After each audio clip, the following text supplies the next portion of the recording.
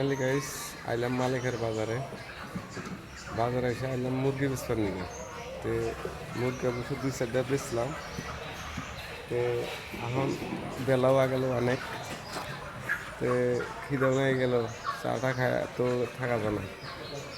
তা এখন এলা বাজারে আইলাম, চাটা খাইলাম। এখন চা খায় তো কামতেছে না। তো এখন বাচ্চা যেমন বাচ্চা গাওটাও দিয়া তাদের খাওয়া দেখে শক্তিশালী হইয়া তাহলে জিম করা লাগবো।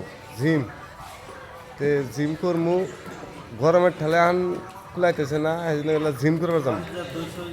বাড়িতে দইয়ের গলট খাওয়া লাগবো বানায় টানে। তো খাওয়া দাওয়া করে তারপর আলা দিলি একটা সময় আসমু, ফের আলা দিলি দোকান করমু। দোকানে আলা দিলি 2-4টা যাওয়াই আনি করে দর্শককে জানামু যে ভাই আছে কয়টা ইনকাম হইলো না হইলো, আনি করে দর্শকে জানামু, দেখামু। যাই হোক, আজকের মতো এখানে যাই।